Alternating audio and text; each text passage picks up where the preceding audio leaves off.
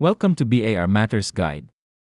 Ang videong ito ay tungkol sa pag-shift from cash basis to accrual basis recording ng mga business transactions pursuant to Ease of Paying Taxes Act or Republic Act No. 11976.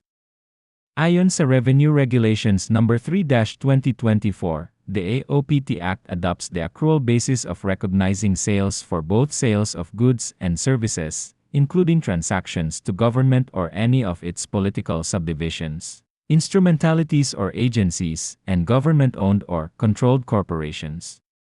Hence, all references to gross selling price, gross value in money, and gross receipts shall now be referred to as the gross sales, regardless of whether the sale is for goods under Section 106 or for services under Section 108 of the Tax Code. Before tayo pumunta sa example ng accrual basis and cash basis, define muna natin ang dalawang accounting terms na ito. Cash basis of accounting recognizes income only when actual cash is received and recognizes expense only when actual cash is paid. Bali sa cash basis, pag ma-receive mo lang ang bayad ni customer, re-record na yan as sales, then kung magbayad ka naman para sa expense doon mo lang ire-record ang expense. Sa accrual basis naman, income should be recognized in the period it is earned regardless of when cash is received. Expenses should be recognized in the period these are incurred regardless of when the expenses are paid.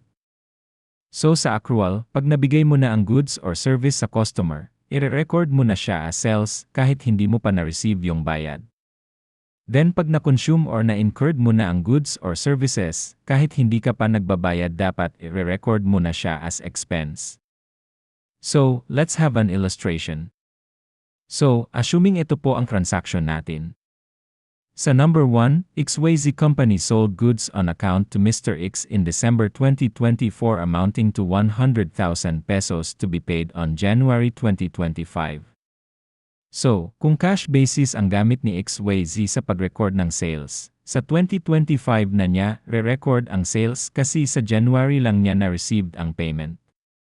Pero kung accrual basis ang gamit niya sa pag-record ng sales, sa month of December, re-record na niya ang sales kahit hindi pa niya na-receive ang payment kasi nabinta na ang goods.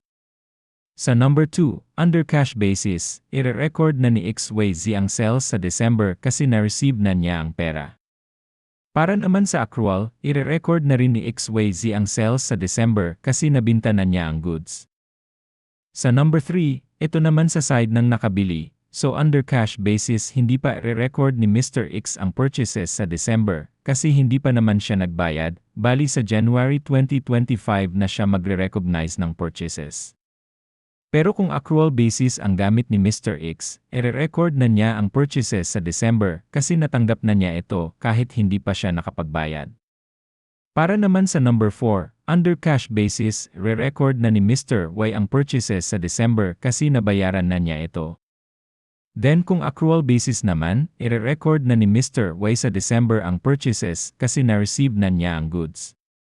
So based on the illustration, sa accrual walang bearing kung kailan niya na-received ang pera or kailan siya nagbayad, ire-record na ang sales kung earned mo na ito, at re-record naman ang expenses or purchases kung na-incurred or nagamit mo na ito. As far as I know, sa second semester ng 2024 dapat nag-shift na to accrual basis ang recording ng mga business transaction.